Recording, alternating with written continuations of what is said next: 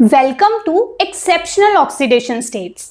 अगर मैं आपको ये फॉर्मूला दे दूं H2SO5 और बोलूं कि इसमें सल्फर की ऑक्सीडेशन स्टेट बताओ क्या है, ठीक है, ये क्या है बेटा? ये H2SO4 नहीं, SO5 है। ध्यान से, ये सल्फ्यूरिक एसिड नहीं, कैरोज एसिड है। क्या नाम है इसका? कैरोज एसिड।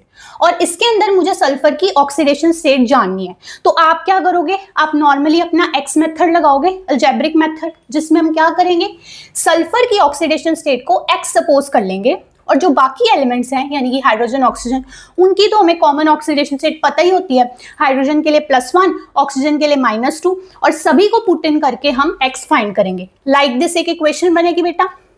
2 हाइड्रोजन हैं, सो 2 × +1 प्लस सल्फर के लिए x आ गया। ऑक्सीजन 5 हैं, सो 5 × -2 जो ऑक्सीजन की कॉमन ऑक्सीडेशन स्टेट होती है, और इस सब को इक्वेट कर देंगे हम इक्वल टू 0, क्योंकि इस पूरे मॉलिक्यूल पे कोई चार्ज नहीं है।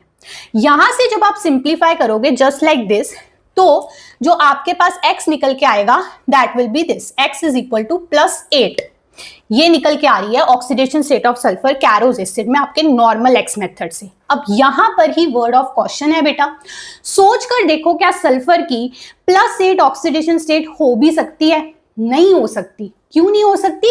क्योंकि बेटा सल्फर के वैलेंस शेल में टोटल 6 इलेक्ट्रॉन्स होते हैं, और अगर वो सारे 6 इलेक्ट्रॉन्स लूज कर भी दे तो जो मैक्सिमम ऑक्सीडेशन स्टेट वो शो कर सकता है दैट इज +6। +6 से ज्यादा तो सल्फर ऑक्सीडेशन स्टेट शो ही नहीं कर सकता। So how come this x is equal to +8? This is wrong.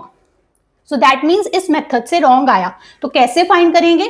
इधर फाइंड करने के लिए आपको स्ट्रक्चर पे जाना पड़ेगा। तो बेटा अगर हम इस कैरोज एसिड का स्ट्रक्चर बनाए दैट इज दिस वन, यहां पे आप नोटिस करना कि ये जो 3 ऑक्सीजन्स हैं ये तो आपकी नॉर्मल -2 ऑक्सीडेशन स्टेट वाली ऑक्सीजन्स हैं, ठीक है, -2 -2 लेकिन यहां आपको दिख रहा है oxygen oxygen single bond, O single bond O, this is called peroxide bond.